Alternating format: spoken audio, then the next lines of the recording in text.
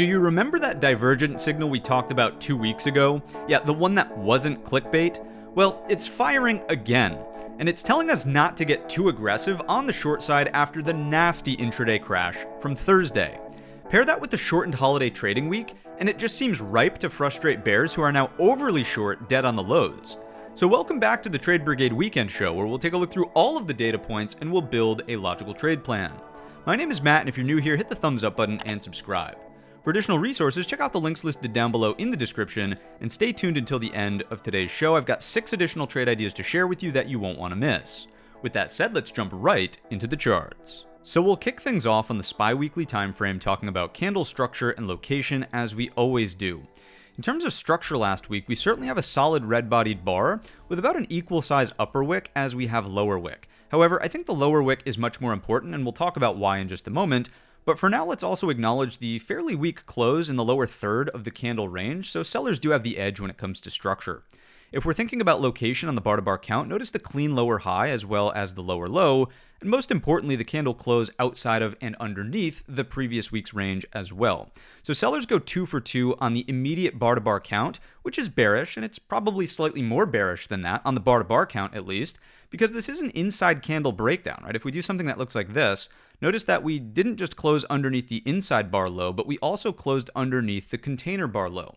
This is bearish. But it really kind of just stops there in terms of bearish indications and probably drifts to neutral to bullish still when we remember that in the context of this overall uptrend, this is still just a pullback from the highest high, which happens to be the all-time high, and there's plenty of room to set a weekly higher low. We have not experienced a daily downtrend through this entire rally, so there really is no weekly higher low to compare against. Now, a moment ago, I mentioned that the lower wick of the candle structure strikes me as being particularly compelling. That's because we know that this is a quadruple bottom low from all of these touches back here. It's also the weekly 20 SMA. That's exactly where buyers started to step up into the end of the week with that little rally on the undercut and go from Friday's session.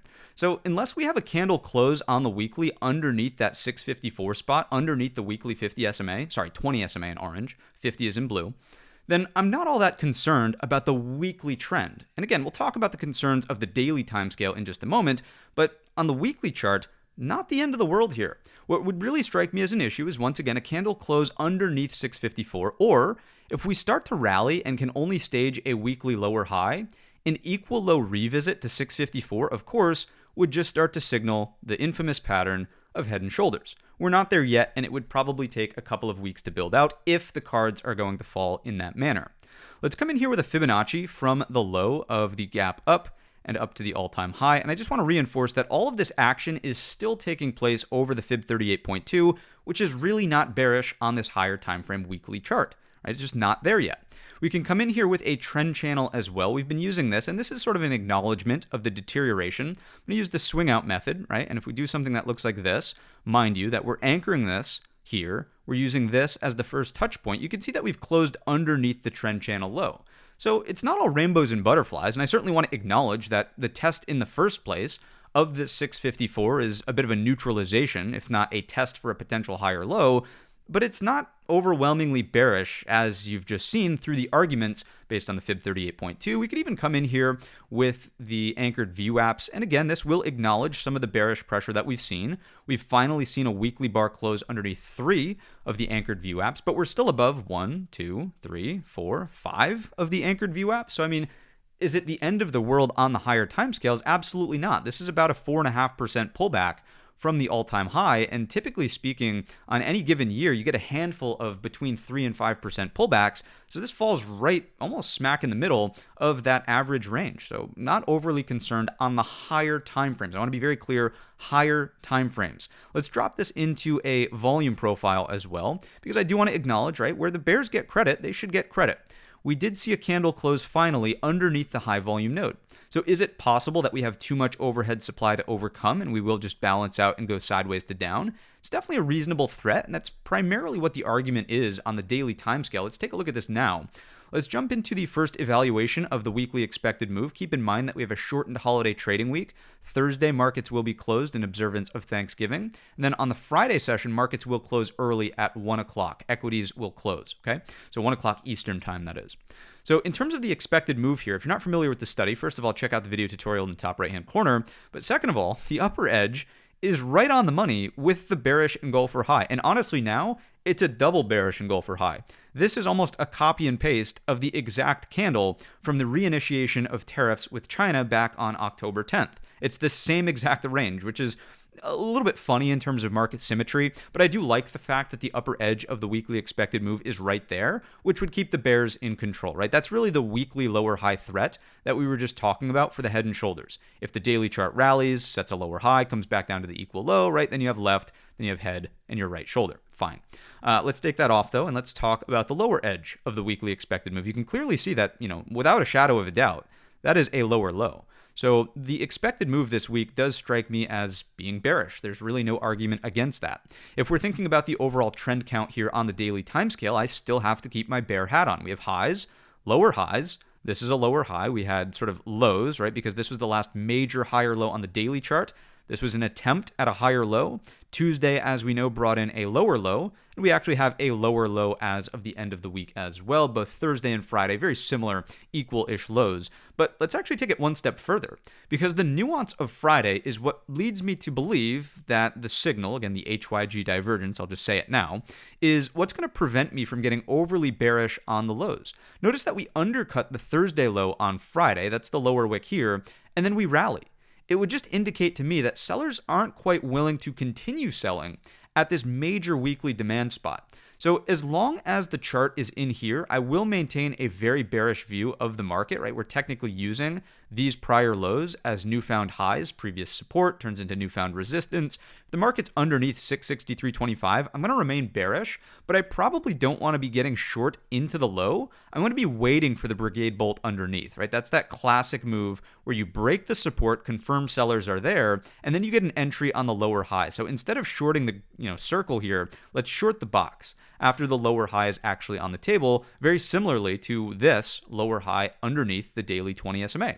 So that's my take. If we take a look at the candle structure, instead of just only looking at the lows here, we can look at the highs, look at the upper wick of Friday's session. It's already showing you that rejection of previous support now acting as resistance. It's also roughly half back of that Thursday breakdown. If we come in with a Fibonacci from the high of Thursday to the low of Thursday, lo and behold, 50% fib is right on the money at that previous structural element. Previous lows now acting as resistance, right? We've been through this. Once again, 663.25 is your key spot. If we come in here with the fib from the all-time high to this pullback low, though, this is where I think things get a little interesting. Notice how as long as the market stays underneath the fib 61.8, it's still just rejecting this bearish engulfer high. It's rejecting the daily 20 SMA. Another thing to point out clearly is that the Thursday breakdown just snapped right through both the 20, or rejected the 20, and then snapped right through the daily 50. So that's just bearish. We're spending much, much more time now underneath our daily 50 SMA, which is a clear change in tone from the entire rally. Remember, we had only tested it maybe, you want to say that's like within the realm of like give or take a little bit of the 50. This was a test. Now we've not only tested it, but we've gone through it. We're living underneath it. That's not really what you want to see to be confident on the long side here. So the main takeaway of the daily chart analysis of everything that we're going to talk about from here on out is really that we're still bearish on the smaller timeframes, daily and below. And that's not likely to change unless we're up and over the bearish engulfer highs looking something like this. But I don't want to be short on the low here. I want to let this turn into a bear flag. I want to let the market prove it, break the level, set the lower high for the Brigade bolt, and then start to navigate into some of these downside levels.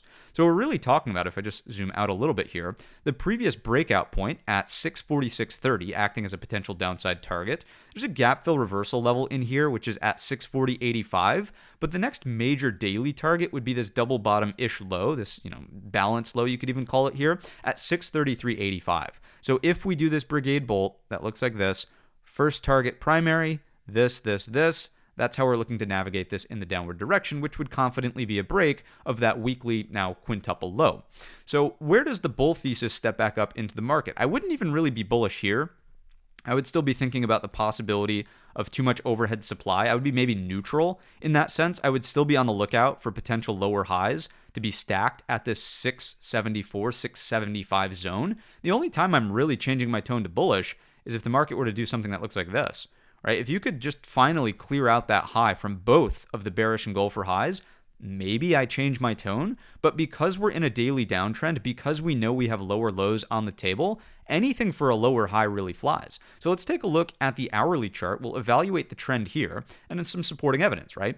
So on Thursday, it's quite clear, right? If the bulls were going to step up, what needed to happen? Right? There was a number of configurations that would have kept markets bullish on Thursday. None of them took place. Number one would have just been a rally and support over 674. Great. Buyers are in control. We're reclaiming this previous high from the Friday rally the week prior. Didn't take place. Okay, well, what about an hourly high or low over the 50 SMA? Something that looks like this, rally back to here, maybe Friday's consolidation, end of week, we get a break above. That also didn't happen. What about a gap fill reversal up against the Wednesday high? So you go a little bit further down, support, and then maybe you just close here with lows, and higher lows headed into the shortened holiday trading week. That also didn't happen. So sellers strike out 3 for 3, or 0 for 3, I should really say. And then even beyond that, like let's take it one step further. Let's just get crazy. Heck, if you moved into the Wednesday range and on Thursday you got the big breakdown that looked like this, but yet you could close here, maybe you could argue here to here, higher low is trying to stay there. Maybe you could just call it an equal low.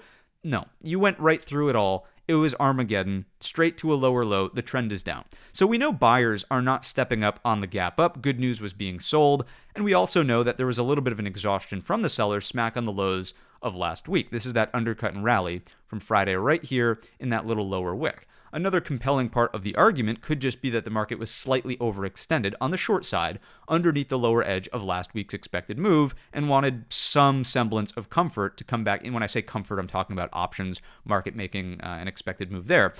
Some degree of comfort coming back into the one standard distribution from the previous Friday's close. That's a very real possibility. But it doesn't change the fact, and like all of this, the exercise in walking through what we just walked through continues to shine and say, okay, this is a high. This is a lower high. It's very clear that you could set a lower high anywhere in here underneath the daily 50. Heck, you could rally up to here, set an equal high, and then if you come back down, maybe we change our tone on something that looks like that, but my primary base case would still be something along these lines, rotating to the bottom end of the bearish engulfer. Now, as we know in the index products, you never want to overstay your welcome on the bear side, so the only time I'm really changing my tone is if we get, let's just say Monday, the market opens and rips to the upside. If we get this higher low hold, which just completely obliterates the lower high from that Thursday gap up, I will change my tone. But I don't see anything on the chart that's displaying anything or any confidence, I should say, from new money buyers stepping up in this market. It's a downtrend on the daily chart. It's a downtrend on the hourly chart. We know there's a lower high zone in here. And so what does that really leave us with? I mean, I suppose I'll come in with the anchored view apps intraday before we talk about our simplified pathing. This is the previous bear engulfer anchored view app. This is the Thursday bear engulfer anchored view app. We're underneath both of those. This is the all-time high anchored view app. We're underneath that. Here is the anchored view app from the Friday morning session. You can see that we closed ever so slightly above, which was sort of confluence, the lower edge of the weekly expected move, the whole 9 yards. If we just sort of bobble around in here, I can't really get bullish at all. I would tend to think that the pathing ideas, let me just maybe increment this on the screen like that. There we go. The pathing ideas will really look along the lines of rallies that reject, keep bear flag in play, right? This is very simple bear flag analysis from the engulfer bar. If we were to get Brigade Bolt underneath 650-250, targeting 640-630, as we talked about on the daily time scale, and then below that, we know there's the gap close level here at 640.85, and then way down at 633.85. Now, this is a major extension through the lower edge of the weekly expected move, so I wouldn't say that this is a top priority for next week. And I also want to reinforce one more time, I know we've sort of talked about it once, but I want to say it again, I'm not just shorting this. Like, let's say the market starts moving lower, I'm not getting short here. I'm getting short after the break, the lower high Brigade Bolt underneath. Give me the confidence to short a lower high, not an equal low. I do not want to be shorting into demand here, and I'll show you why in just a moment. As a matter of fact, let's just go there now. Let's talk about it now. Let's go to the market internals for the NYSE. If you're not familiar with this dashboard, check out the video tutorial in the top right-hand corner. What do we see on Friday? Right? Friday, huge volume inflows. We have an advanced decline line in trend higher zone to close the day. The index score actually built out to a solid double-digit read towards that end-of-day rally, and we do see a cumulative tick build in the upward direction as well.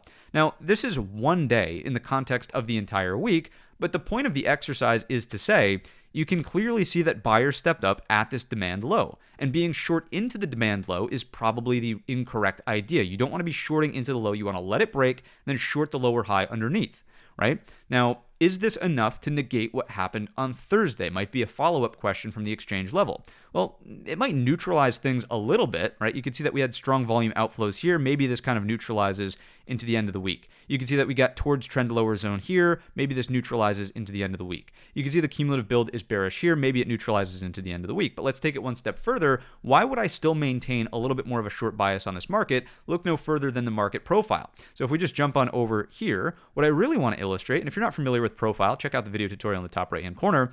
What I want to illustrate is the single prints. This should be like, if anybody who watches market profile should be jumping up and down about this, screaming, right?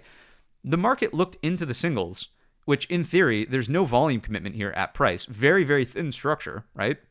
And what did the market do? It sets a poor high, meaning that buyers just totally ran out of steam at the highs. There wasn't enough oomph to really get it momentum, right? Another word there, to get it up and over the high of day. J and K periods go back to back equal high.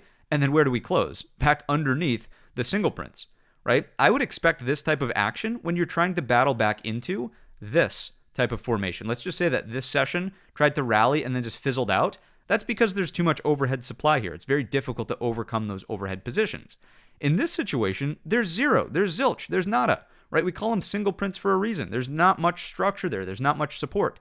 So to see the market try to rally and then fade to fail and close underneath that, another slightly more bearish indication where, as I just think about the data points we've evaluated thus far, it probably leans more bearish than bullish. I just want to be super mindful of my trade location smack on the lows. You could see that value area certainly remained low in the profile from Friday. So just new money buyers, aren't really stepping up and, saying, oh, let's buy this dip with both hands. And I think for good reason, right? If we continue along here, and we'll see more of this as the analysis unfolds, but the sectors aren't really performing well. We know that there's some pretty substantial deterioration in some of the risk-on sectors.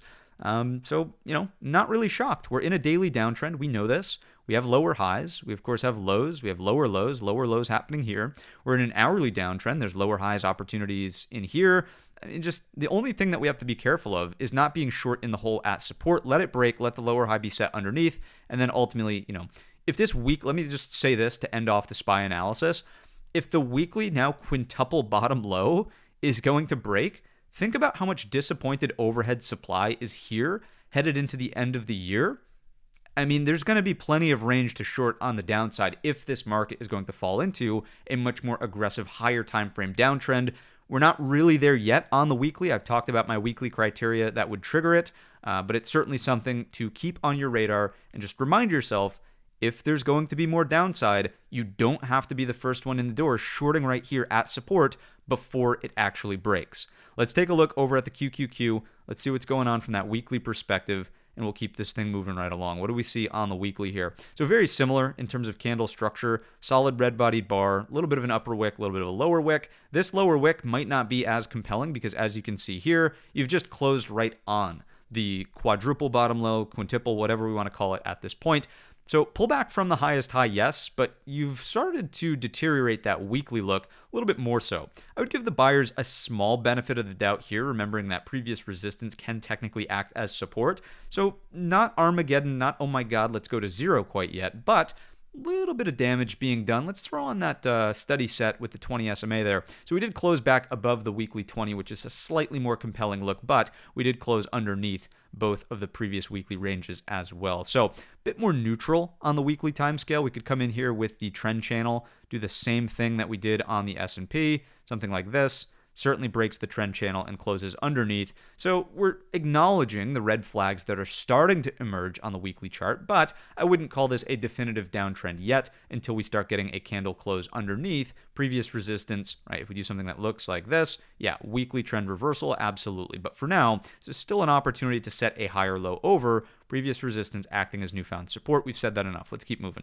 Let's take a look at these Fibonacci's from the low up to the high.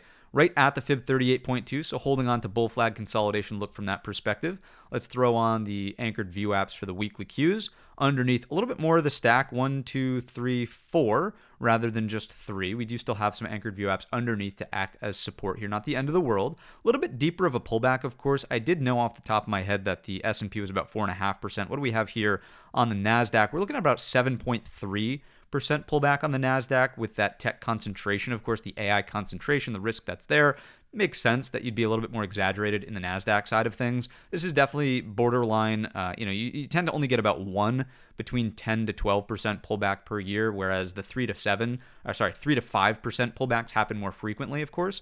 That's just a matter of magnitude. That's fairly straightforward. Let's jump into the volume profile on the weekly chart just to see if we have that same high volume node now acting as potential resistance. Yes, we do. We did close underneath that. So making the acknowledgement that the weekly trend is clearly not as strong as it was up here. We are getting a little bit of deterioration, but on the Qs in particular, the weekly level I have to use is that previous resistance spot, which is roughly in here around 580s. Let's drop it on down to a daily chart. Let's continue to take a look at the more granular view. As we can see, there was much more of an overshoot of this bearish engulfer low here from not only the Thursday session, but Friday's low as well. But before I get ahead of myself, let's evaluate the weekly expected move on the NASDAQ. You can see the upper range is about 606.97. Let's just call that 607. Right at the daily 50 SMA, that's a bearish lower high, undoubtedly. Highs, lower highs, potential lower highs there. The lower edge of the weekly expected move at 573.13. That, of course, is just a lower low. No doubt about that. So bearish on the expected move. I don't love that the candle close on Friday is right at the level. This is the same thing we just saw on the weekly chart, right? We're just getting a bit more granular. Notice that the upper wick on that Friday session, very similar to the S&P 500, is a nice rejection for a potential lower high underneath previous support, now acting as newfound resistance. That line in the sand is going to become 599.50. As long as the market on the NASDAQ side is consolidating here, that is absolutely bearish, looking for that similar Brigade bolt into the top end of that weekly level, which is around 580. Remember this as the double bottom neckline. Remember that the NASDAQ lagged the S&P, believe it or not, back here with the potential for a lower high, and then played catch up in a big way. If we start to take out the neckline of that double bottom, which is at 577.75, that's where I would start thinking about, excuse me, this gap close being on the radar, and then the lower edge of this sort of balance from back here, and that would be closer to about 560.25. So these are your downside targets, and once again, all of this is in play so long as the consolidation on the daily chart, funky zoom, apologies about that, as long as the daily chart consolidation is here underneath 599.50. Now, if we were to move above 599.50, I really wouldn't change my tone to overwhelmingly bullish until we start a daily trend reversal opportunity. So something that might look like this, to then go here, I wouldn't be bullish on this. I would be bullish when and if we actually break to a higher high up and over this level. So still, it's the bearish engulfer highs that will rule the world for the market ultimately. So that is top of mind, and this level up here it's really a zone, is still between about 611.50 and the exact high of the bearish engulfer is at 613.17. So that's the zone I'll be using to the top side. I'll change my tone when and if we get above that, but Matt, you're going to miss buying the low in here. I'll buy the trend reversal when the trend reversal is in play. I'll change my tone when the trend reversal is in play. Trust me, if the market is going to go on to produce brand new all-time highs, I don't mind waiting for the confidence to do so on the move over this, because what is an uptrend in its nature, right? It's not an equal high. An uptrend in the nature of a full-blown uptrend is really looking for what? A higher high. So I don't have to be bullish here when the market's still in a downtrend if the expectation when and if we do flip back into an uptrend is that we're going to go on to make a higher high over the all-time high. Show me the confidence. Show me the proof in the pudding before I change my tone. And one of the things that we'll continue to watch for very closely here is this concept of a follow-through day, FTD, right? Follow-through day. If you don't know what this is, you should study it. You should go and look it up online. I'll give you a brief overview. It's about 4 to 7 days after the market has made a low. So let's put D here for days. Does the market see a 1% or more up day? So let's say 1% or greater than 1%, what is equal or 1%, there we go, to the upside. And does it happen on higher volume, not volatility, but volume, than the previous bar? If so, that is a follow-through day. That's where you're really starting to look for the trend to materially move back in the upward direction, because the idea behind it is that you're getting, instead of distribution, you're starting to get accumulation. You're getting institutions who want to get involved, hence the volume criteria here. Okay, so that would be one thing to look for if this market, let's say it starts to bottom, we get 4 to 7 days out. Do we hit this criteria? Are we up and over the level? great, I'll change my tone and we'll be looking for a higher high over the span of time. Not the same day, not the same week, but over the span of time, we can change our tone, and an uptrend tells us that a higher high should be down the road at some point. If that doesn't happen, then guess what? The trend is still down, and I'll be waiting for my confirmation. I know we're not big fans of trend lines on the channel, but there you have it. You know, there's no reason to be a bull here if you're underneath the trend channel or the trend line at this point, okay? And just like the S&P 500, here, of course, would be the head and shoulders. Here, of course, would be the neckline. The door is open if we start to break, if we start to get more acceptance underneath, right? So let's get down to, let's go hourly chart here. Let's bring out the Fibonacci's on the hourly. Let's come in from that Thursday to Friday low, reinforcing roughly the Fib 61.8 around that 599.50. As long as we're below that, the odds would generally say that we're not going here, right? You know, you really have to start spending more time over a Fib 61.8 to get the 100% retracement. If we come in on just the Thursday range to get a sense for where there we go, the high of Friday was underneath the Fib 38.2. Once again, that's bear flag consolidation.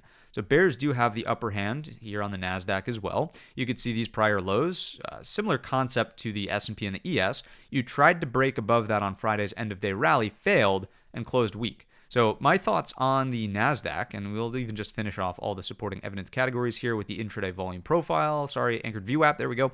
Underneath all-time high, previous October 10th anchored view app. This is Thursday's open. This is Friday's open. Bears have the upper hand here. Yes, there was a look below and fail on the key level. Maybe we get a little bit of a counter trend. If we fail here for a lower high, that's an awesome spot for a daily lower high. You need the hourly trend to flip to up to get there. You're on your way. You have lows. Set a higher low here, break to a higher high. Great. That would qualify an hourly uptrend. Reverse here. Hourly trend flips back to down. Daily lower high. Awesome, fantastic, meets the trend count criteria that we just talked about. If the market just drops to the downside in here, once again, I'd be very hard pressed to get short at the lows. I would want to look for a consolidation phase and then Brigade bolts underneath this zone here. Once the break has actually taken place, I want to short the lower high, not the equal low. Okay, and that would be here at 581.25. I'll change my tone if the market starts to consolidate here. Great, we really start pressuring this bearish engulfer high. I would love to be proven wrong. I think that's the thing everybody gets wrong here. I'm not rooting for the market to crash. I'm not rooting for the market to go down. I'm reading the charts in front of me. For the long-term portfolios, of everybody who has exposure to the market, I would love it if the market moved in a straight direction, in a straight line in the upward direction, right? It'd be tough to buy, right? But I will change my tone. Hashtag IWCMT, an old acronym from here on the channel. I will change my tone when the chart tells me to change my tone, but for now, the bears do have the upper edge. Let's take a look over at the NASDAQ internals. What do we have over here? Volume inflows, but they're not equal opposites to the Thursday breakdown. You can see here, closing incredibly weak after an incredibly overly correlated open on Thursday. I would say maybe this is an equal-ish opposite there from Friday. The cumulative build a little bit stronger here intraday on that Friday session than Thursday's breakdown, and this really speaks to concentration risk. It's always been an issue, right? NVIDIA, the top dog, over-representation in the indices. It cuts both ways, right? It's going to make you feel like a genius when the market's going up, and it's going to make you feel like, oh my God, that darn NVIDIA, can we just get some diversification, right? When the market's going down. If you look at the QQQE, and I'll just quickly jump over here and go to the daily chart, it's certainly breaking down, but maybe the ratio, it's more appropriate to look at this as a ratio. When you look at the ratio of the QQQE and the QQQ itself, maybe if I'm not going to set the ratio chart, but if I just go here for a moment, I want to invert that. I'm just sort of flubbering around trying to find this now. QQQ minus QQQE. There we go. This, I'm just pointing out, right? It did the same thing as the S&P 500.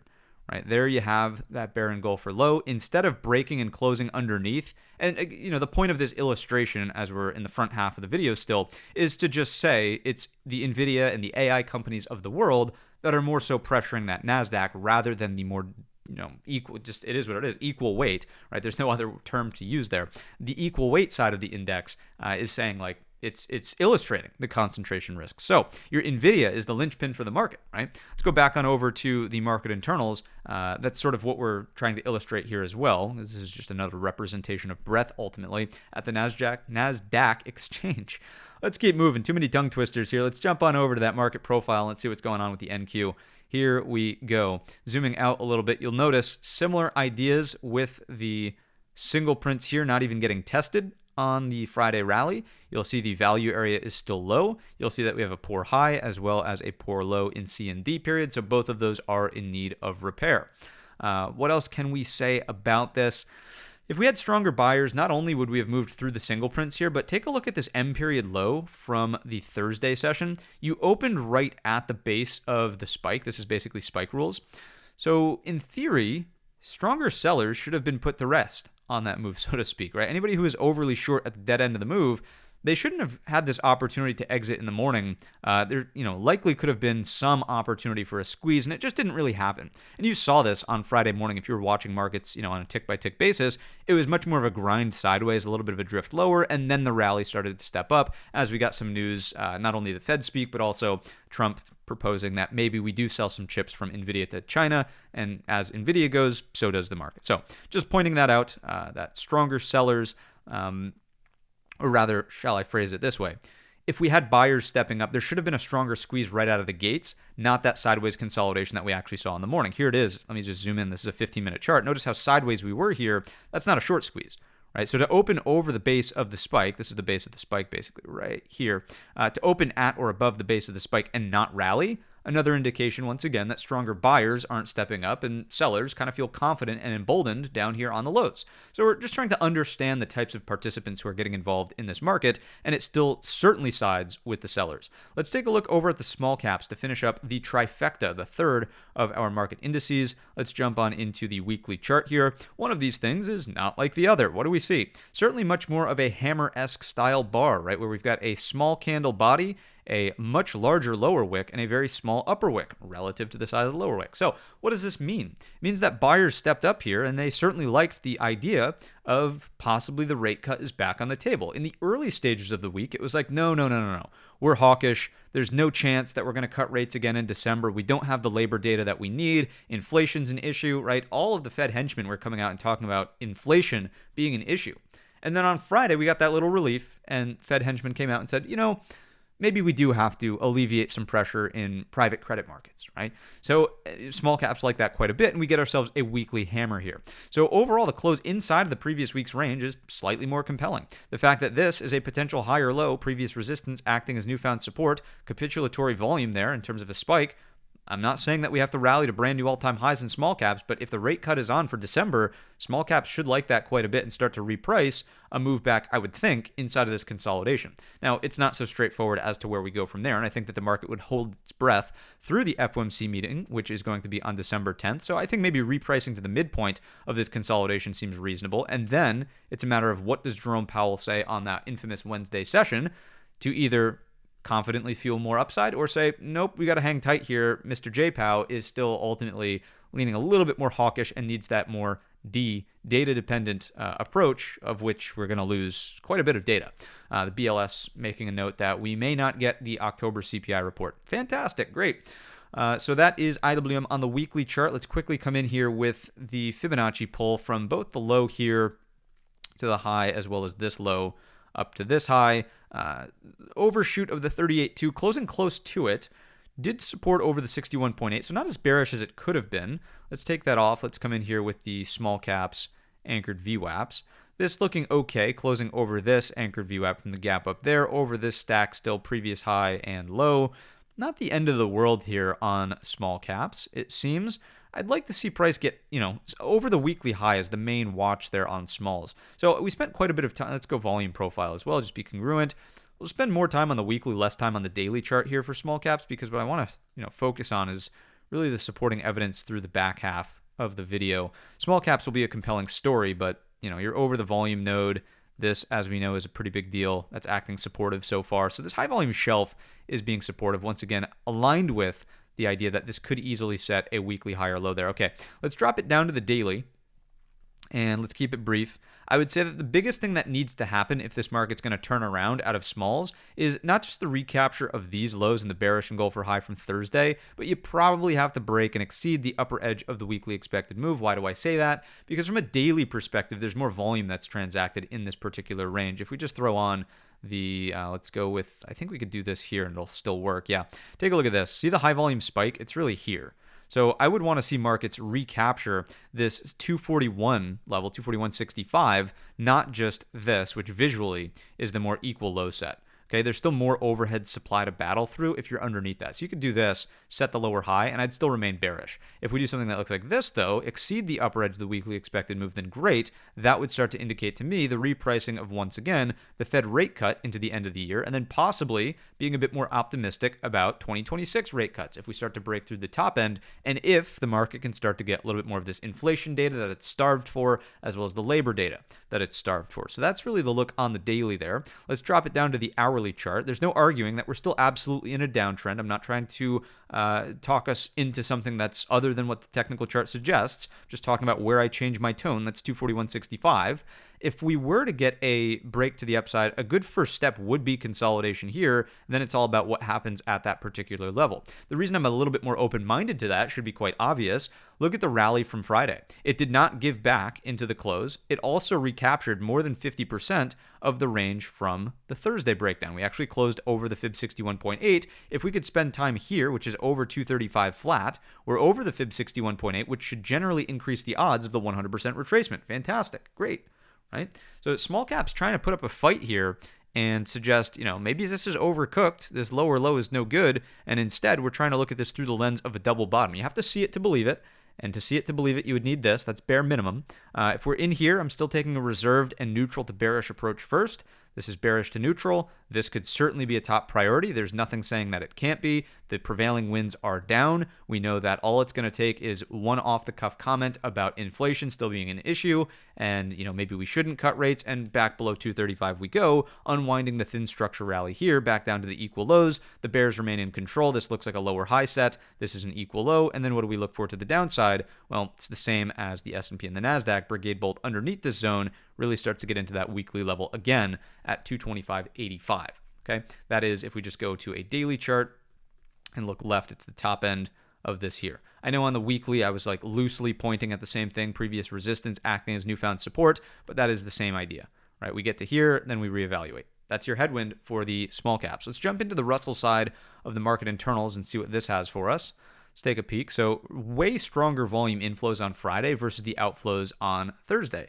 And, this seems quite logical as well when you just think about the fact that small caps are really responding more so to the Fed commentary rather than the NVIDIA debacle and the AI trade perhaps falling apart, right? So this makes sense to see a stronger inflow when the Fed starts to get a bit more dovish again. Look at the trend higher zone versus not getting the trend lower zone on Thursday, and look at the strength of the cumulative build on Friday versus Thursday. So much more bullish on the small caps versus the other two major indices, S&P and NASDAQ. So what does it mean? Why does this matter?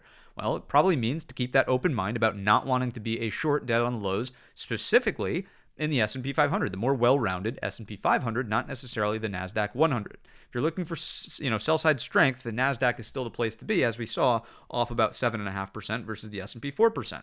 Let's jump on over to our market profile for the Russell side of the market and see what's happening here. Completely different story, all right? Look at your single prints. You actually shifted value into the single prints, point of control closing in the single prints. Now you have single prints underneath you on the Russell side of things. So what would be the compelling counter argument? Well, if sellers try to dip a toe into the singles, buyers take it out, that's a long, right? If you can get a long over this after a failed attempt from sellers to rotate in the singles, great, right? Sellers aren't doing their job. They're not closing that thin structure. We should probably expect upside. If you can see intraday, right, you should be watching some degree of news flow. If you see Fed henchmen are talking about, easing inflation, if you're seeing them talk about, okay, let's be a little bit more accommodative, great, you've got an upside long trade here, at least in the Russell, or bare minimum, just understand that you probably don't want to be jamming shorts over in the S&P 500. Speaking of, let's start to take a look through our sectors and see exactly what's going on behind the scenes, because although we sort of ended on a more optimistic note with that IWM, does not look so good through the S&P sector. So let's take a look here. Weekly performance, who leads, who loses, and where is the weight? XLV Healthcare up 2.16%. As we know, D for defensive. XLP Consumer Staples also D for defensive, but lighter weight, up 0.8%, and then the TLT is the third, although not a sector, definitely a bit more defensive just in terms of bond positioning, up about 47 basis points. At the bottom end of the barrel, who leads to the downside? None other than semiconductors. They're the heaviest weight risk on sector. That doesn't look great. Same thing with, or they're a component of the XLK, which is the heaviest weight risk on sector. You get my point, right? We've done this for how many years now? We get the point, right?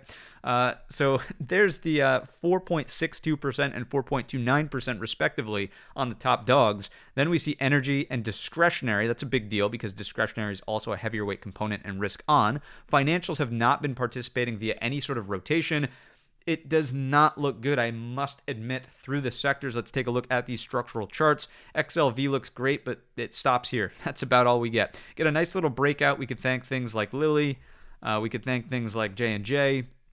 What else is on that list? I'll probably have to find some more as we continue through some others. Merck, I would say, is probably the other one. Nice breakout there on Friday. But XLV, great break from the bull flag, but tough to play. I find healthcare to be a little difficult. Not only is, Eli Lilly is number one, a pricey one, but number two, unless you're kind of on top of every little drug release and trial this and trial that. Don't even get me started on biotechs, right? But so this XLV, nice breakout. It's just not going to save the day in the S&P 500, right? It's defensive in nature anyways. Let's go XLP. XLP is interesting here because it closed the gap and rejected after sort of failing underneath what could have been a very easy flip from previous support to newfound resistance. I'm curious to see early this upcoming week if this rotates back underneath something like a 77.50 spot, right? And what comes to mind here is the relative strength we've seen in retailers like Walmart. Take a look at this breakout on Thursday, completely counter to the broad market. So earnings and rally on Walmart versus just a complete collapse in the broad market. TJX has been another big leader over here on the retail side. I have not looked at Macy's. Macy's looks okay. Over here moving in the upward direction, high and tight consolidation. So not the worst stuff in the world on the XLP. But generally speaking, what's the trend? It's still in the downward direction. Let's move along to the TLT. Not much to do here. I'd love to sell puts on the TLT if this breaks down. I unfortunately don't necessarily think we're getting that with the change in tone from the Fed as of Friday's commentary. Let's jump into the semiconductors. Huge bottoming tail hammer here.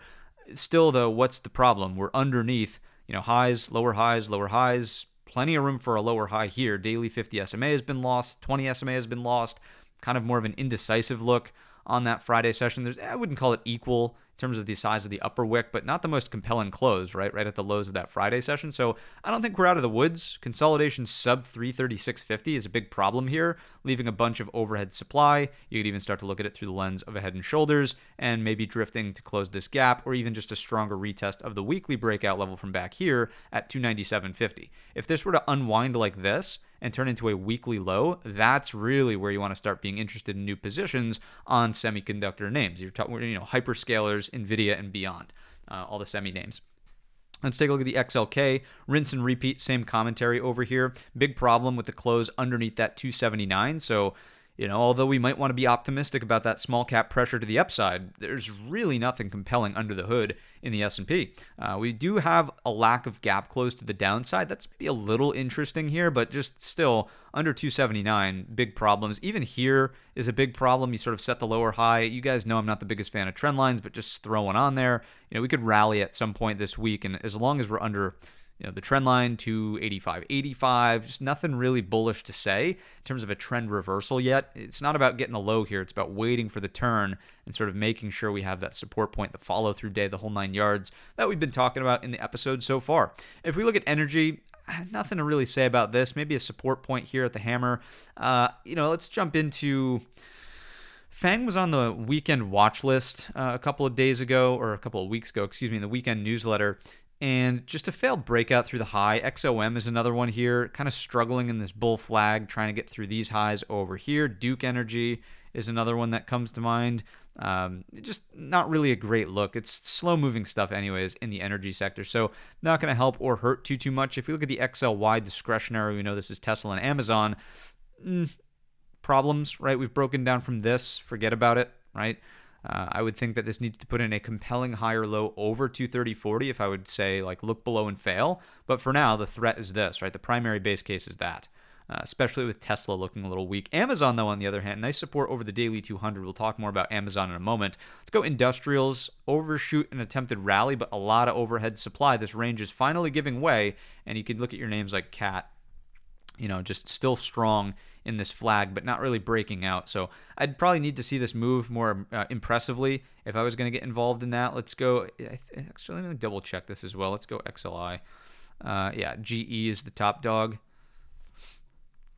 Breaking down here underneath these lows. That's kind of interesting. Okay, so Caterpillar clearly has the relative strength if you're looking for industrials. Let's go financials. This has been a big problem ever since the failed breakout of Goldman Sachs on the record-breaking fee that they've collected. I know I've talked about this quite a bit, but being the second heaviest weight sector in the S&P 500 and seeing this action down here, just kind of sitting on the daily 200 after failing all of this, I mean, record fee, and you can't make it a new high in the index.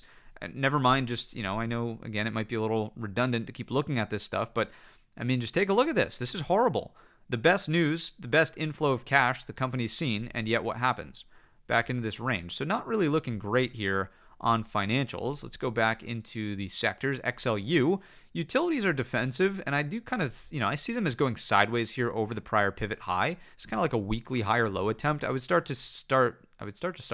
looking more so on the long side here if we could remount something like an 89.85. If we get sort of Brigade bolt above that, looks pretty good. Let's go to real estate. Problems here for sure. Just stagnation for 7 months as Fed rates are sort of in flux. Are we going to cut? Are we going to hike? Are we going to do this? What's happening with labor? Maybe if we do get this December cut, it could act as fuel to get us back to the top end of the range. Really depends on Fed commentary.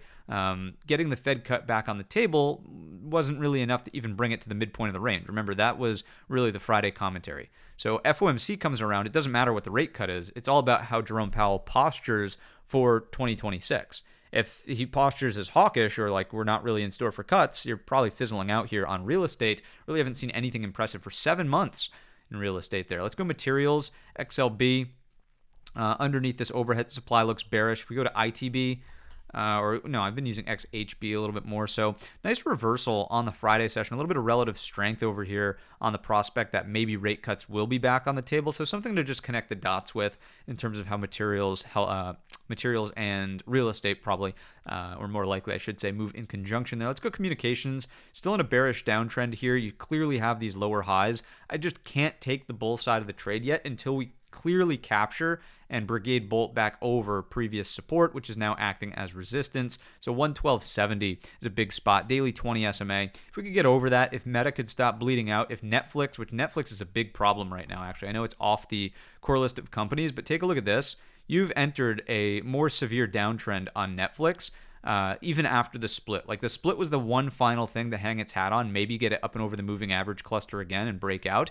But this thing, it just looks tired. Go to a weekly chart here. Very impressive. It looks tired now, giving back some of this gain.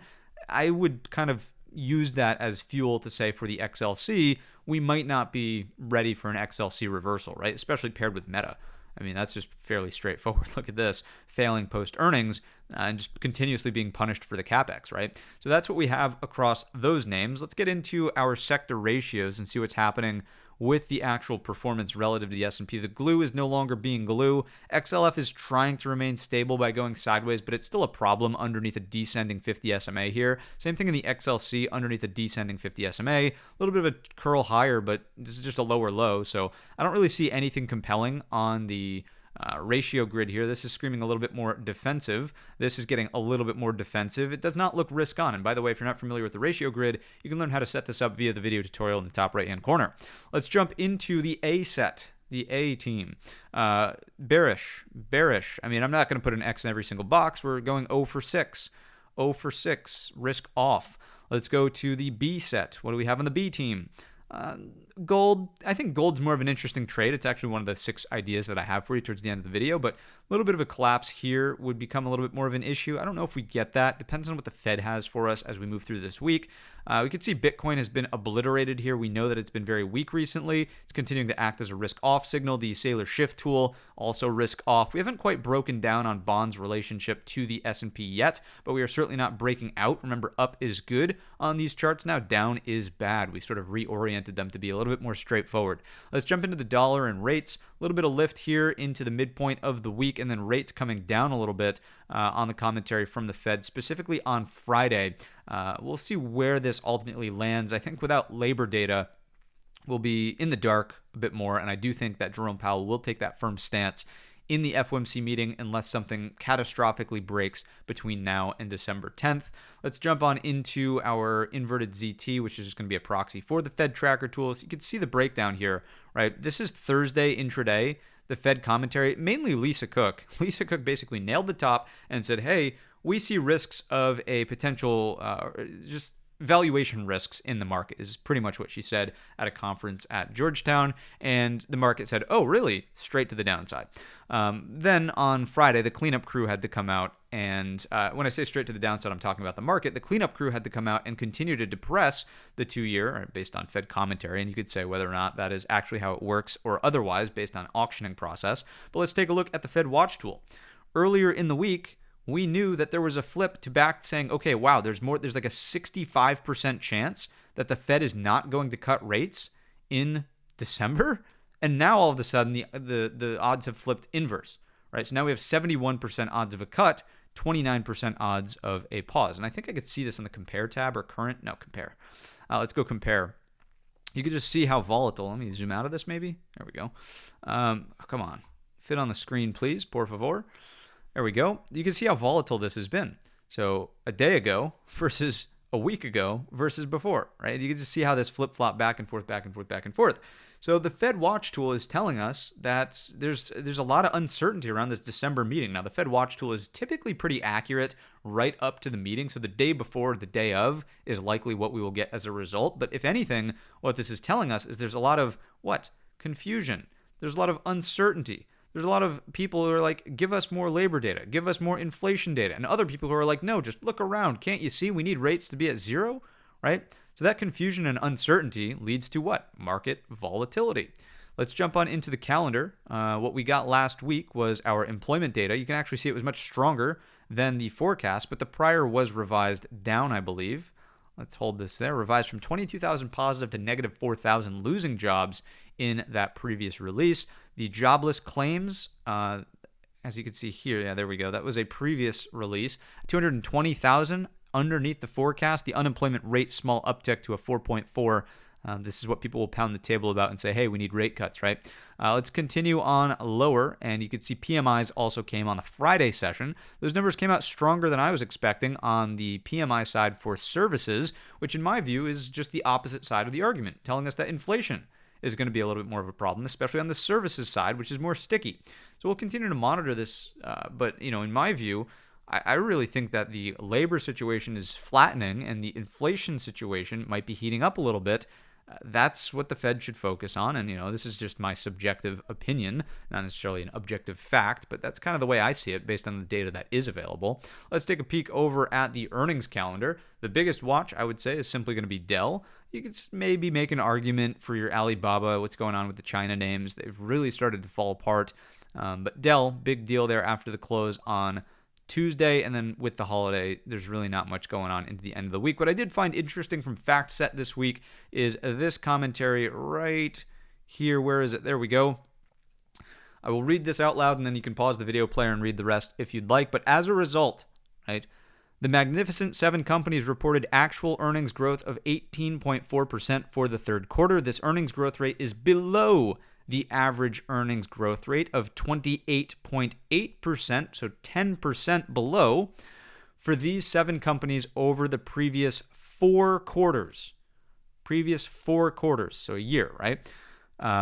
It's just a slowdown in growth. That is what market participants are a little bit fearful of.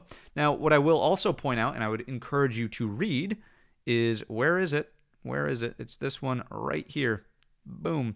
Read this on your own, and what I just read to you might stand in stark contrast of this number at the very end, 30.4.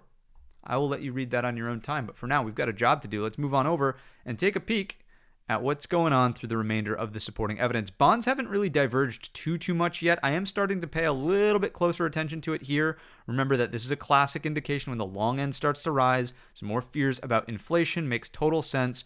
given what we heard from the Fed speak this week. Let's keep going. Let's take a peek at credit spreads. Still expanding, still widening here. A little bit of flattening and contraction, but generally still indicative of market volatility. That checks out and is a decent watch. Let's get to the holy grail, the HYG divergence, the whole reason why we don't want to get short in the hole, so to speak. If you take a look at what's going on here, let me just match these charts up. Oops, let's go to the SPX down below. Let's match these things up. Beautiful. There we go. Take a look at this. Low, higher low, low, lower low. This has been correct for the most recent phase of the market. It has not lied to us once. So if junk bonds, which basically are risk asset, proxy for risk appetite, are starting to suggest a higher low, you don't want to be short into a lower low, which is the whole reason why we're looking for a lower high to potentially short into, or a confident break that is confirmed with the HYG also making a lower low and then seeking the short. But to just short the S&P smack on the equal low is completely out of line with what the HYG is suggesting and what it's been pretty correct about over the last couple of weeks. So that is a big deal there. Let's keep moving. Let's take a look at total breadth. No surprise to see a bit of a snapback on the Friday session, but generally still in a troubling look. You could see that the 200 SMA chart, which is the green line, is at the 50% mark, and the 50 SMA chart is still well below. 38% of companies in the S&P 500 are below, or I should say are above. So 62% of companies are below the 50 SMA in the S&P 500. The new highs versus lows still marking a negative impression down here. Although it's curling up, it is still absolutely negative. If you take a look at the RSP, it is trying to battle back into this range. I think if anything, the equal weight components are just telling us that the concentration in NVIDIA is the problem, right? Take a look at how much recapture was going on from Friday. Looks much more like the IWM, right? The small caps chart. So in my view, if this can get back into the range, then maybe, again, we don't get short smack on the lows. That's a poor idea. It's not something that you would want to do. Let's jump into we looked at the QQQE already. Let's take a look at volatility indications. Vol is elevated, higher lows. It's a mean reverting asset for sure, but if we take a look under the hood at VVIX, VVIX also still elevated. I wouldn't expect it to just come crumbling down, volatility. I would still expect quite a bit of vol, especially ahead of the FOMC. And let's jump into our vol futures. This needs an update. These have officially expired, so let's go in with, I think for the most, I'm not going to waste your time and try to reset that in real time here, but let's just do this. What you want to focus on, ignore the thick white line, focus on this. A little bit of a backwardation threat, but back into contango here on these dark gray lines. I know it's probably hard to see. I will work on that for next video. This is still in contango, that's bullish. This is still elevated, that's bearish. Okay, so if we get an open that starts to suggest 745, that's better, but we don't really have that yet. As long as this is still towards the upper range or upper bound of its range, that would strike me as stay on your toes. Downtrend is still intact, no reason to believe, right? What you would really pair this with is if this moves down into these lows, 745, and you get, remember this is an emphasis on the word and, you get a follow-through day in the index product with the criteria we described earlier, that's where you want to be getting long, right? You don't want to be getting long as this is just here, right? You might nail the bottom one time, but I guarantee you get steamrolled at some other time, and it's just not worth it. Let's jump back into our core list of companies. Let's give this a reset and start with our good friend NVIDIA, the one stock to rule them all. What's going on here? Pretty detrimental earnings failing there, so really great numbers, and we talked about this on Wednesday's post-market update, you know, that whole NVIDIA stream we did, but the numbers don't matter. It's the inventory position of the players in the market here. So trapped overhead supply, sold off, generally underneath the breakout point. I see this chart as much more of a threat than a compelling look to like buy this thing at a discount. No.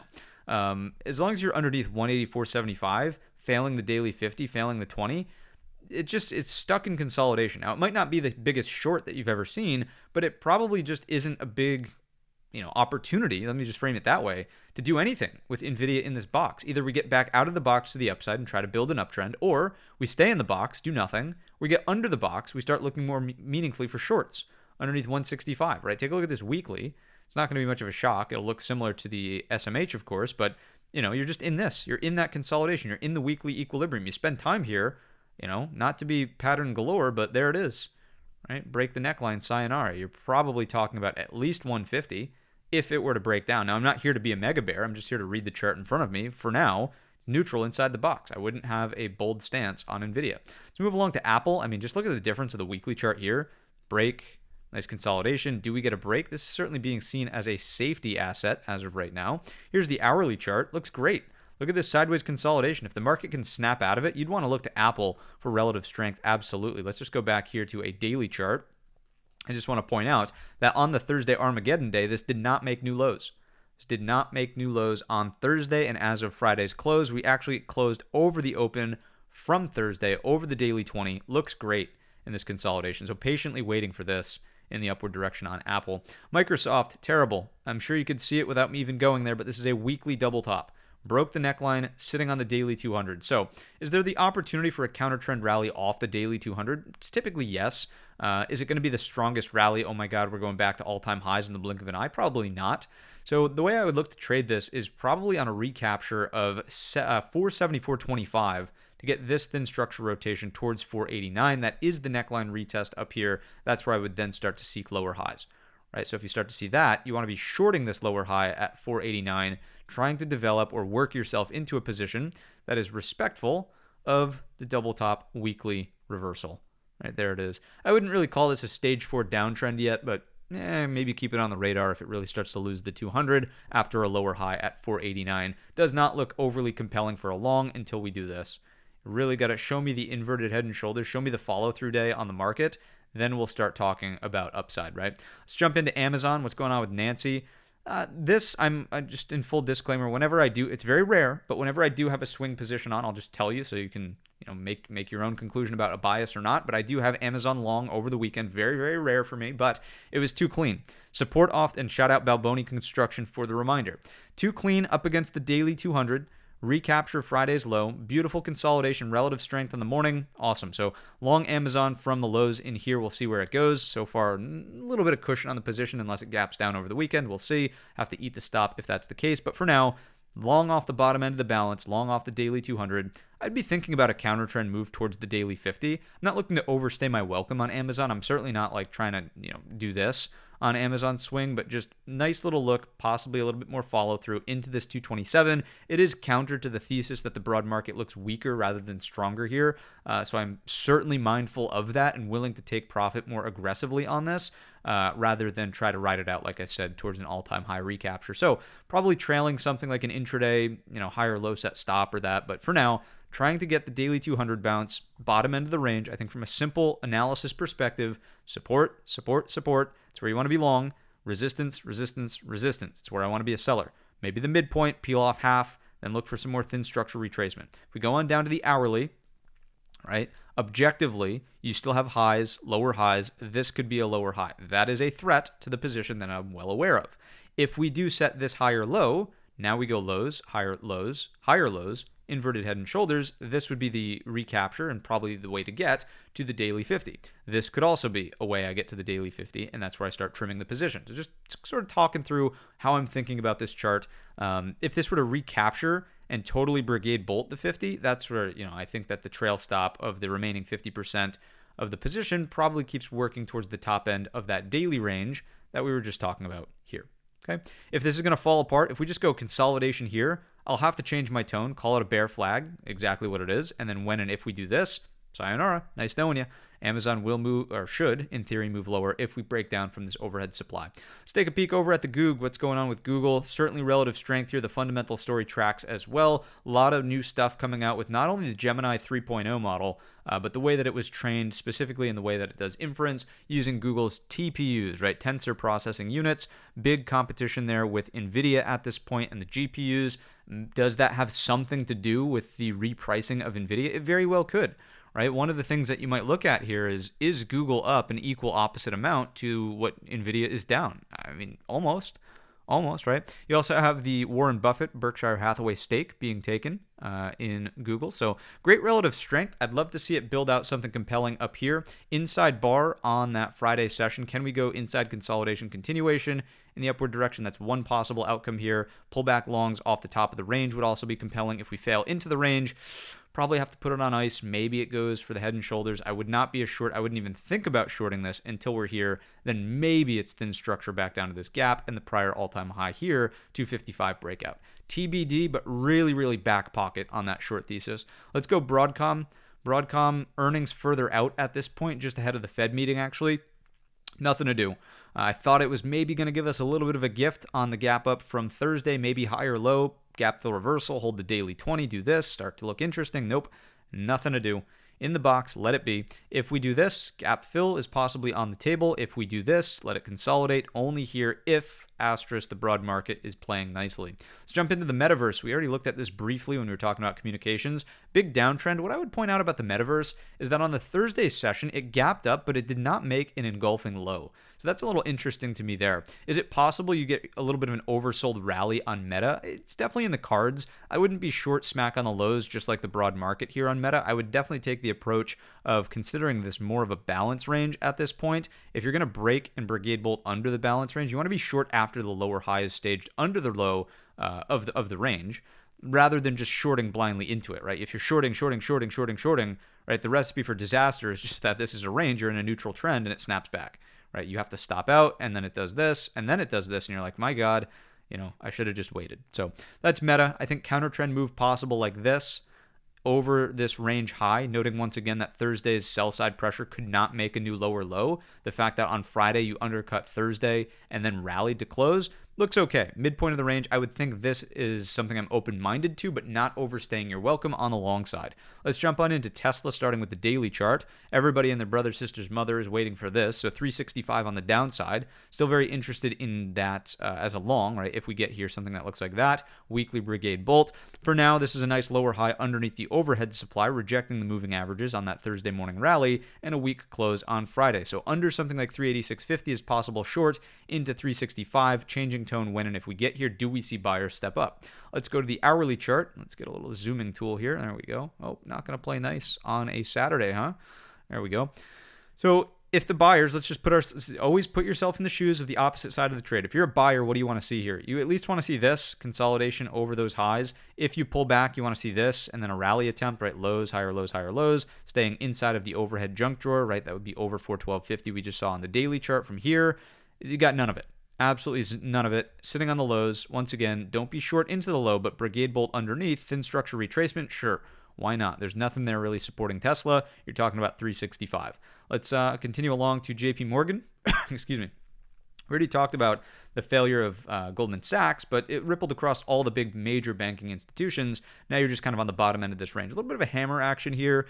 Is it just range bound? Is it going to bounce and play ping pong? Maybe. Not thrilled about trading this. I'm more thrilled about just tracking it and continuing to watch for relative strength. Does the broad market come out of this? Do we start to rotate? Are we getting money that flows into financials, or is it just dead and gone? Let's take a peek over at Palantir, another part of the AI trade that has really gotten beat up over the last little bit. Don't forget, guys, that some of this stuff off the highs is down like 30%. It's down 25% here in Palantir. Robinhood's a little bit worse. We'll take a look at that in a second. But so, this is hypothetically bear market territory for Palantir. You're over your daily 200 SMA. Yes, a hammering bottoming tail there on Friday. I think this is still the threat. A lot of overhead supply here. Questions about AI valuations. What makes me change my tone? Recapture, Brigade bolt, or like new base, like let this go sideways for a long time, couple of weeks or something over the daily 200. This flattens out. Maybe that's interesting, but for now, lower high is still the name of the game, keeping the downtrend in force. I will just say, again, like other things we've looked at, this is a look below and fail on Thursday's low on Friday. And if we take out the Friday high, it's very possible you get a counter trend. So what you would want to watch is maybe just this 158. Just make that round number. You guys know the deal. There we go. And let's drop this like that. Perfect. So over something like 158. Sorry for the funky zoom. This could be interesting, right? Counter trend. Then when we get here, definitely looking for that lower high opportunity. If it snaps back further than that, I'd still be open-minded to a lower high here from the daily perspective. Daily lower high. Let's keep rocking and rolling with AMD. Let's go on over to the daily chart to start. I was really interested in selling some AMD puts. And again, whenever I have swing things going on, I'll let you know. But I'd love to sell some AMD 140 puts if this was going to close weak on Friday into the gap, looking for, something to snap back. These either go out worthless, or heck, if this is Armageddon, sure, fill me down here at 140. I'll take delivery of the shares, and so be it on AMD. But it just didn't happen. The implied volatility didn't crank up the 140 puts to enough premium to really capture on the move. So I'm technically not in anything yet, but that is an idea I'm still watching for early this week. One thing I do find interesting is that it looked into the gap and failed. Sellers could not keep prices closing in the gap, never mind rotating all the way through the gap, never mind even getting to the weekly pivot, which is not just this level back here. Let's literally go to a weekly chart. It's this, right? This is a 2 equal high location. So if you can't get there, and we stay here, that's definitely more bullish for AMD over the long haul, trying to build out this structure. Now, it'd be very rare that you leave some major structure like this unfilled for forever. I'm not a believer that, let's just short AMD because it will close this over time. That's not really the approach I would like to take here.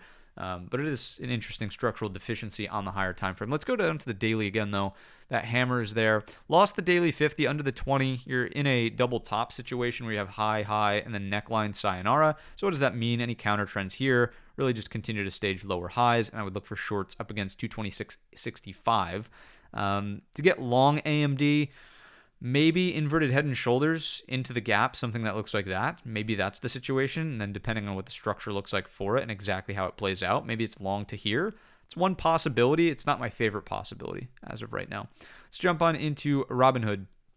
Robinhood, I actively do have a short put position on. And if we come in here from these highs to this low, there we go. You can see this is down about 32% from, let's just call it 30% off the all-time high. I am short the 80 puts, so do what you will with that information. And, you could evaluate for bias or whatnot. But I do like the fact that if 80, right, as a strike is protected in quotes, by the daily 200, that's number one. I do like the look below and fail on Friday of Thursday's low. I still think this could stage a lower high happening here underneath the double top neckline retest. That would be a beautiful daily lower high if the hourly trend can flip to up. If my premiums and I can capture 50% of collected premium over the span of this week, then I'll take it. They go out to the end of the year, these puts. So I'd rather take my margin capacity back and redeploy some other opportunity. So that is really what I've got here on Robinhood. Lower highs underneath the daily double top neckline 120.50 are a severe place to watch. And on the hourly chart, Stevie Wonder possibly kicks off over this hourly inverted head and shoulders 109.50. Lower high here intraday would make a lot of sense for continuation to the downside. If we just stay below 106.25, I would just keep watching for continuation into these equal lows on the daily 95.50. 95.50. This was the little 3-day balance before the breakout, which is the only reason that level's on the chart there at 85. You've got the daily 200 above as well. That's it through the core list of companies, but I do have 6 additional ideas to share with you. The first one's on gold. Let's take a look over at gold.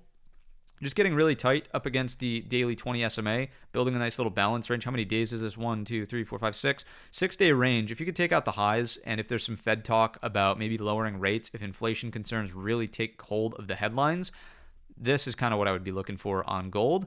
Up and over that 377.25 on the GLD, you could probably use this high as something to target first and foremost at 380.25.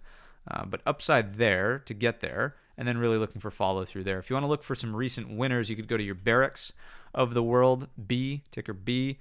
Looks good. Consolidation is high and tight. You could go to your NEM of the world. This one does not look as good, actually, over here. And then what's the other one I'm looking for? GDX is gold miners. No, who am I looking for? Let me do this maybe. Let's go to personal gold metals. AG, no. This is steel. Anyways, gold. Let's just stick it to gold first. GLD. I'd use the. Did I just click the same thing? I think I did. Stick to gold first. Let's go to S&P Sectors. Let's go back to GLD. There you have it. Okay, really nice consolidation. I love the look. If it starts to break down, I'd be a little bit less compelled until it starts getting underneath this low. Oops, let's grab a different tool. And I still have 5 more ideas for you, so hang tight. Under 360 would start a weekly double top and maybe more capitulation out of gold. Remember that this thing has gone parabolic, right? Parabolic here. If this is going to come underneath, I don't want to say it has to go all the way back down to the breakout point, but that would be very reasonable in my view. Okay, that is, the GLD. Let's go to, speaking of gold, maybe let's go to the digital gold. Let's take a look at Coinbase. Very, very precise low on that Friday session. 231 is a gap close. Look over here, or the gap start, excuse me. That's the start of the gap from way back over here in May. So the fact that we ticked that almost to the penny and then closed back inside of Thursday's range, not overstaying your welcome, but the possibility of a Stevie Wonder counter trend move over 245 makes some sense to me. Now, once again, this is not a long for the ages. I'm not looking for this thing to go back to highs up here. I'm looking for an intraday scalp. If this even gets close to about 290, let's call it 291.50, that would possibly be a place for a short, right? So I would not forecast that this is where this goes on a counter trend bounce, but if it does by some miracle, that's a possible short on Coinbase, right? Up against that, at that point, 200 SMA, previous overhead supply, double top neckline from a weekly perspective. So in the short term, a little bit of a long, but in the longer term, definitely a short on lower highs stage underneath, anywhere really underneath 291.50. Let's keep moving. Coinbase to maybe semiconductors, MU. MU is an undercut and rally, recapturing the daily 50 SMA here. MU has been on a tear. We know that memory has become more of a theme for the AI trade. I sort of take a two-pronged approach here. If there's a no-brainer scalp, if the setup is tight enough to maybe take it long from 211 into 218, or maybe let's just round up and call that 212 to 218, I would definitely try to capture the 6 points of available range there. But if it's not, and it just rallies too aggressively but starts to fizzle out here, right, that's probably where you're looking for a lower high and maybe more pressure in this AI trade underneath all of this overhead supply. So a two-pronged approach. It does look good on a daily hammer over this previous area of resistance, now acting as support again, daily 50 acting supportive, but I just have some concerns about that overhead supply.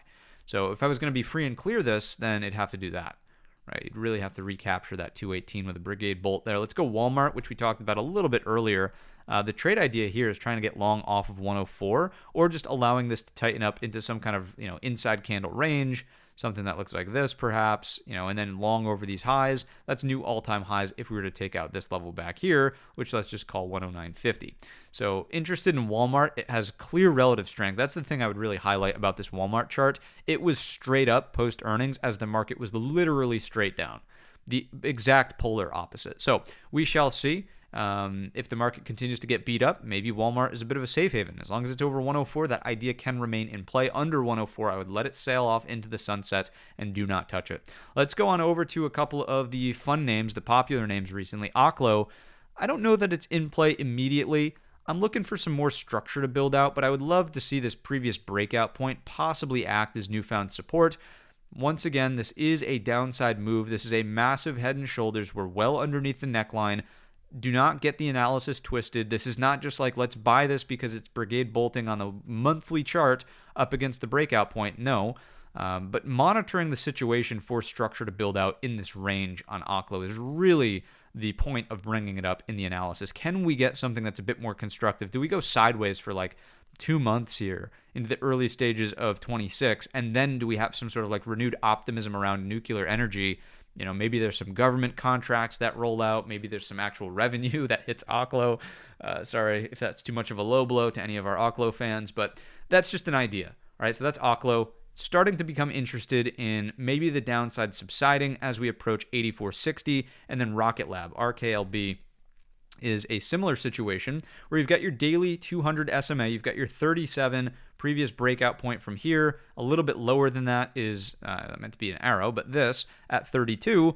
Once again, no need to try catching the falling knife, but do we build something out near the 200? Can we start to watch these names a little bit more closely? Those are the two that'll sort of finalize today's episode of the weekly watch list. So if you enjoyed the episode or learned anything new, let me know down below in the comments section or by giving the video a very simple thumbs up. As always, we'll be live on Monday morning at 8 a.m. Eastern Time. We're live every day the market's open at 8 a.m. Eastern Time for another installation of the pre-market prep. We'll build a game plan and we'll see exactly what should be on tap for that particular day's session. We'll be prepared with some upside, downside, and even some patience indications as well when the situation calls for it. So check out all the links and stuff. Hit the thumbs up button, subscribe. If I don't talk to you, if you're taking some time off as we head into Thanksgiving, have an awesome holiday. Be thankful that markets are in existence. Be thankful that you have good people to hopefully spend your holidays with. And I'm thankful that you're here as a part of the channel. So on that note, have an awesome trading week, and as always, I will see you in the next one.